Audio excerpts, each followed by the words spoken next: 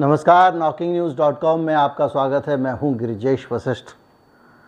दुनिया में क्या होने वाला है हम कुछ नहीं जानते हैं। हो सकता है कल, हो सकता है परसों, हो सकता है उसके एक दिन बाद विश्व युद्ध शुरू हो जाए, हो सकता है अमेरिका पे रूस बम गिरा दे, हो सकता है कि रूस पे अमेरिका बम गिरा दे।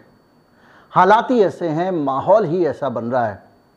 और इस पूरे माहौल के बीच में, इन हालात के बीच में सोचने का एक विषय है, और सोचने का विषय ये है कि ऐसा होने वाला क्यों है।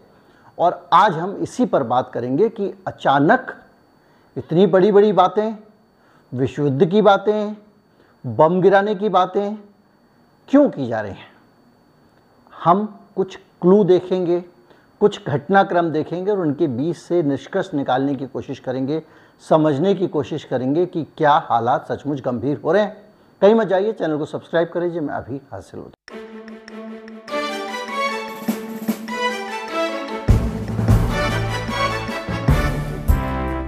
हालात जो बन रहे हैं और जिस तरह से अमेरिका बिहेव कर रहा है, उसको लेकर बहुत सारे तनाव बढ़ गए। अब इसमें दो चीज़ें हो सकती हैं। एक तो साइकोलॉजिकल वॉर गेम हो सकता है, ईश्वर करे वो ही हो, और दूसरा ये हो सकता है कि अब यूक्रेन और रूस के बीच की लड़ाई है वो नेक्स्ट लेवल पे जाने वाली है। ये अगले चरण में जाने वाली है। अगले चरण में कैसे और क्यों जाने वाली है, इसको अगर आपको समझना हो तो आपको बीच में एक खबर बता देता हूँ।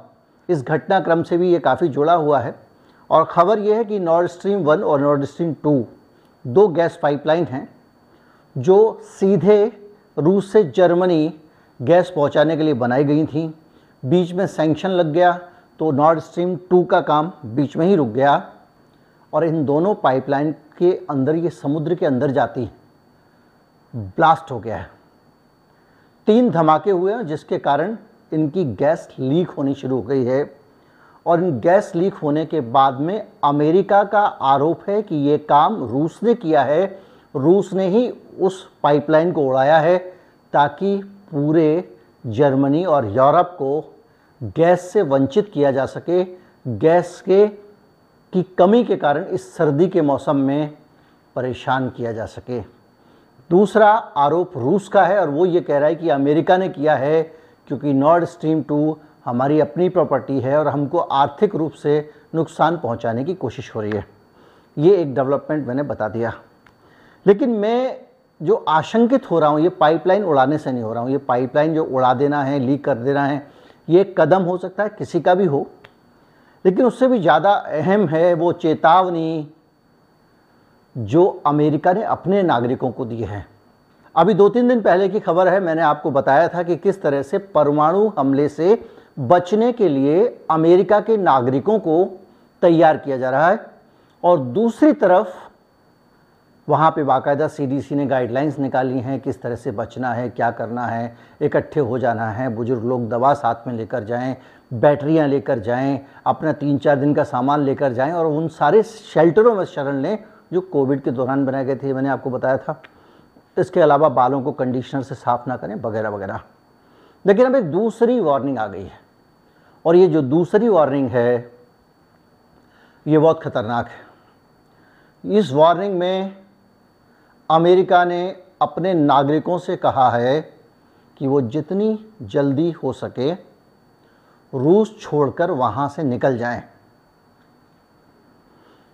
रूस से निकलना इन दिनों वैसे भी आसान नहीं है, क्योंकि रूस के नागरिक लगातार खुद भी पलायन कर रहे हैं और निकलने की कोशिश कर रहे हैं। और सब के पीछे जो घटनाक्रम है, आप ये समझें कि वो है पुतिन की धमकी, जिसमें उसने कहा था कि ये जो न्यूक्लियर थ्रेट जो है हमारी, इट्स नॉट अ ब्लफ, ये हम मजाक नहीं कर रहे हैं, ये सचमुच सीरियसली ले लीजिए इसको। और इस धमकी के बाद ही अमेरिका ने अपने लोगों को अलर्ट किया था परमाणु हमले के लिए, क्योंकि अब तक तो परमाणु हमलों की बात नहीं हो रही थी। अचानक ये परमाणु हमलों की बात इसलिए होने लग गई क्योंकि सारी खुफिया एजेंसियाँ, चाहे वो अमेरिका की हों, चाहे वो यूरोप की हों, चाहे वो ब्रिटेन की हों, बार बार इनपुट दे रही हैं कि पुतिन हो सकता है कि परमाणु हमला कर दें, परमाणु बम गिरा दें। और अमेरिका इसीलिए इस बात की तैयारी में लगा है कि अगर उसे जवाबी हमला करना पड़ा तो रूस में उसके नागरिक ना मारे जाएं, रूस में कोई कन्फ्लिक्ट होता है तो उसके नागरिक खतरे में ना पड़ें।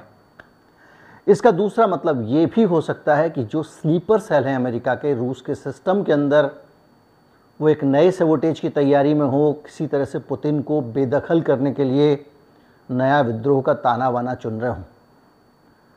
लेकिन अमेरिका की वार्निंग को सीरियसली लेने की ज़रूरत है। सीरियसली लेने की ज़रूरत क्यों है? आपको याद होगा 15 अगस्त को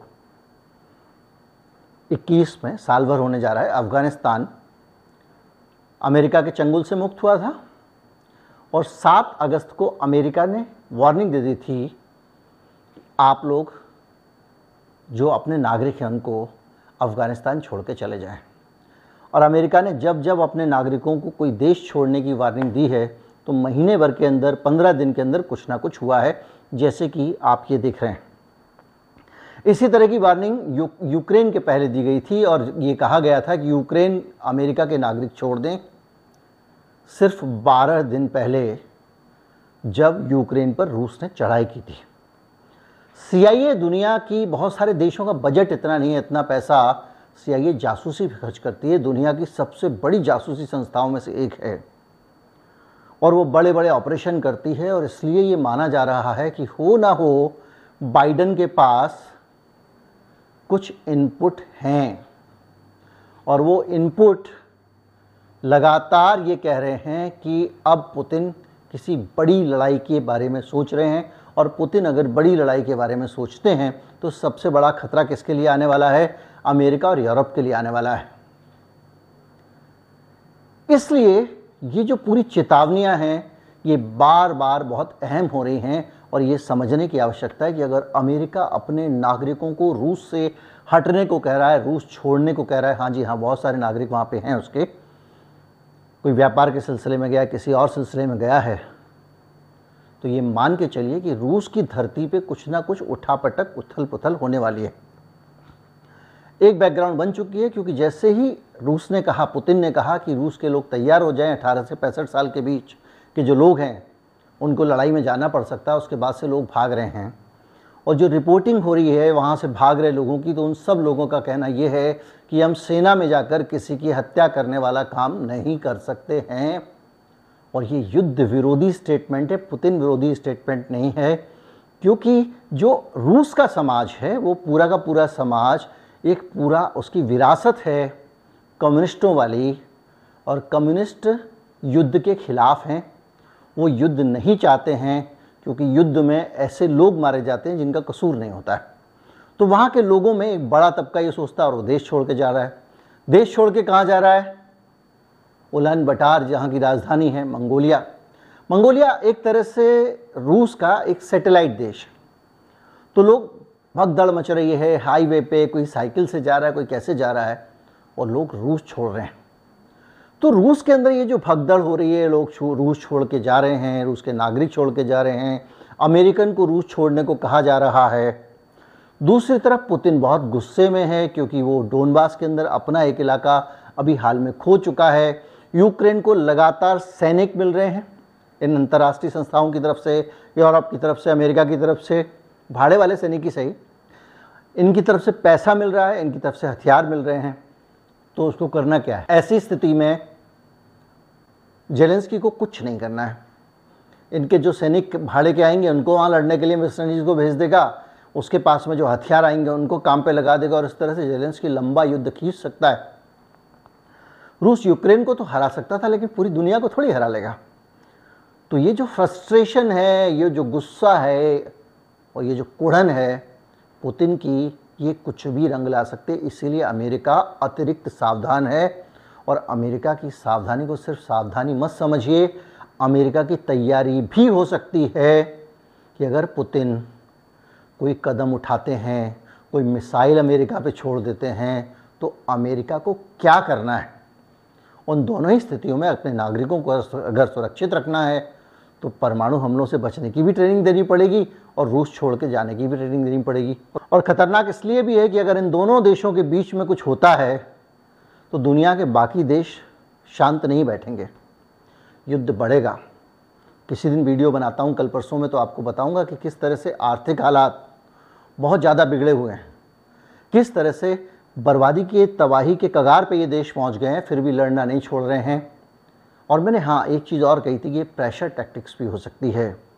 हो सकता है कि तनाव को उस स्तर पर ले जाया जाए जिसके बाद समझौते की गतिविधियां तेज हो जाती हैं, समझौता कराने वाले लोग सक्रिय हो जाते हैं। हो सकता है कि पुतिन तनाव को उस स्तर पर ले जाना चाह रहे हो, क्योंकि पुतिन ने जनमत संग्रह करा लिया है यूक्रेन के उस हिस्से में जहां उसकी रुचि है, अपनी पसंदीदा सरकारें स्थापित वहां कर दे रहा है, क्योंकि वहां के लोग रूस के साथ रहना चाहते हैं। ऐसा इन जनमत संग्रहों का नतीजा आया है। तो ये सब मिला के ये भी हो सकता है कि अब पुतिन शांति की तरफ चीज़ों को ले जाना चाह रहे हैं, और दुनिया कह रही है कि करना है तो पुतिन को बंद कर दे, हमने कब मना किया है। तो एक शांति तब आती है जब बहुत ज़्यादा बवाल हो जाता है, और हो सकता है पुतिन उस लेवल पे इस पूरे तनाव को ले जाना चाहते हों जिससे कि मामला निगोशिएशन की टेबल पे आए। लेकिन इसका दूसरा पहलू भी हो सकता है कि अगर कहीं पे जरा सी असावधानी हुई तो दुनिया तीसरे युद्ध के कगार पर पहुंच सकती है। कुछ भी संभव है, क्योंकि याद कीजिए दूसरा विश्व युद्ध भी धीरे धीरे ही बढ़ा था। उम्मीद करता हूँ वीडियो आपको अच्छा लगा होगा। अच्छा लगा हो तो ज़्यादा से ज़्यादा लोगों तक पहुँचाएं, चैनल को सब्सक्राइब कर लें। नमस्कार, जय हिंद।